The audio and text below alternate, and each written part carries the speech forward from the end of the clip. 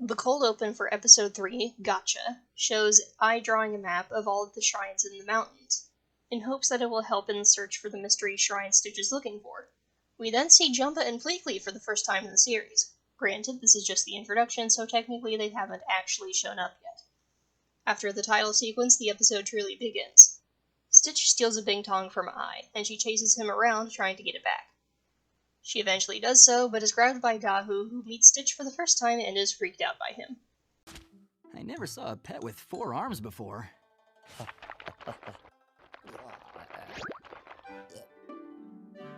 Okay, this bit was obviously traced over from the animation of Stitch taking his dog form for the first time in Lilo and Stitch.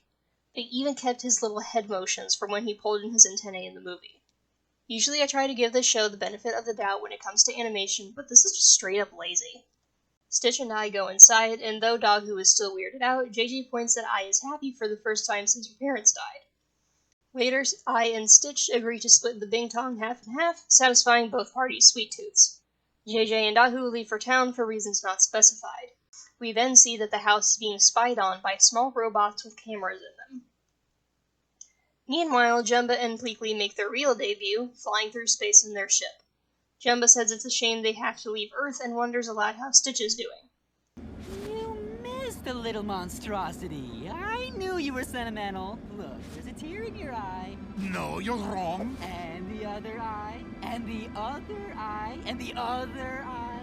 Evil genius does not cry. I have to say, I don't mind these voice actors as much as I did the ones for Cobra and the Grand Councilwoman. Sure, they don't sound much like their original VAs, but for what it's worth, these guys do a pretty good job, and I think that Pleakley's voice actor not trying too hard to sound like Kevin McDonald actually works in his favor here. I guess I'm just picky. It's specified that the reason these guys left Earth was because it was, quote, crawling with Djiboutis. This isn't really a good excuse as far as I'm concerned because A, assuming most of the other experiments are still on the planet, they should have had no problem fending off the invaders, and B, the Pelikai family is officially under the protection of the Galactic Federation. So even if the experiments couldn't handle the situation, it shouldn't have been too hard to dispatch forces to subdue the invaders.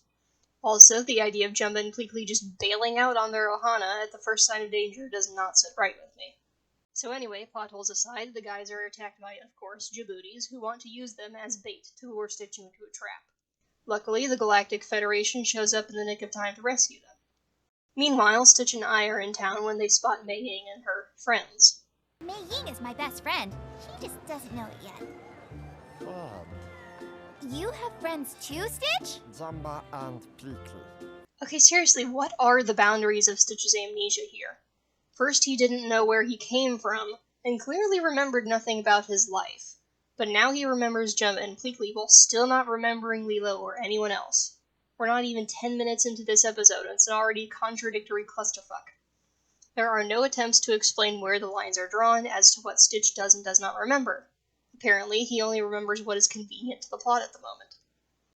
Over on the Galactic Federation ship, we see Gantu, and Reuben is nowhere to be found despite being appointed as galley officer at the end of Leroy and Stitch. Looks like the show is adamant about ignoring all experiments besides Stitch. Meanwhile, with the Djiboutis, I told you to move fast! But Commander, we don't need Dr. Jukiba. We can nab 626 without him. I suggest we send spy bots. Do you? What a brilliant plan! That's why I already did it! Man, this episode is going back and forth between character focus like a storytelling equivalent of Hot Potato. I'm running out of ways to say anyway and meanwhile. So now Stitch and I are back at the house, and Ladder has made a city model which he promptly goes King Kong mode on. Scene change again, I'm getting tired. The Djiboutis and the Woolagongs are locked in a space war that threatens every known planet, and their prime target is us. The Galaxy Federation. Last time I checked it was Galactic Federation, but okay, you're the boss. You programmed Stitch to seek out large cities and then attack and destroy them completely.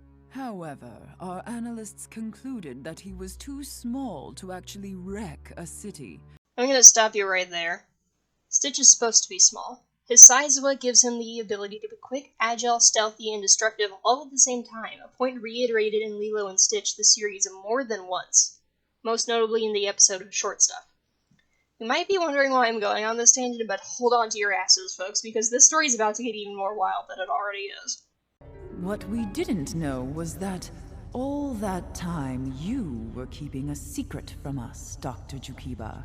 A deep, dark secret. I would never keep secrets from Council. We know all about it, Jumba. The Djiboutis hacked into our data system and found your stealth files. They decrypted everything, including the metamorphosis program. Metamorphosis? That means nothing to me. Dr. Jukiba is the leading expert on metamorphosis.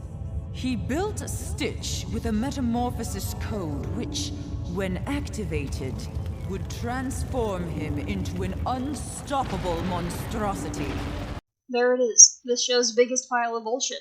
A plot point centered around Stitch apparently being supposed to grow huge in order to carry out his primary function.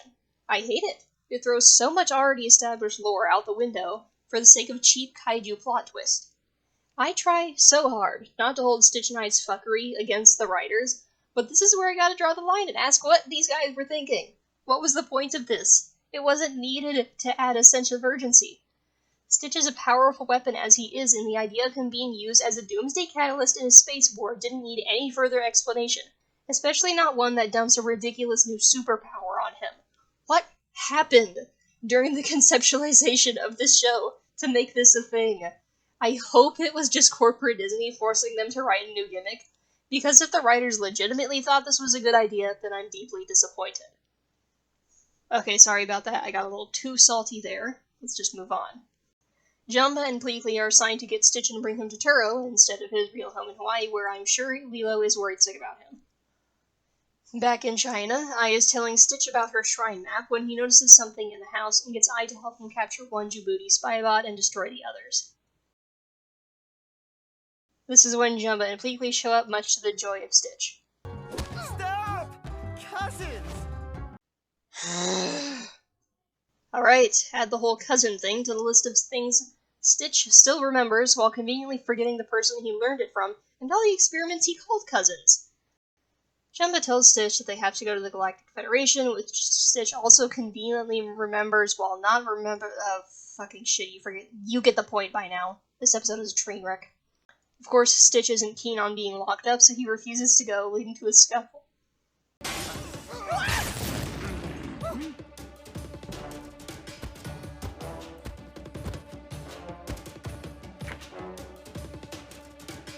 Where did you go? Ice cubes! Guys, we really didn't need to see Jumba's ass crack. What was going on during the storyboarding for this episode? In the end, Stitch traps Jumba and Pleakley in their own lariat and steals their hovercraft to go with Ai to start looking at shrines. I'm too tired for a proper outro this time. This episode took a lot out of me. See y'all next time.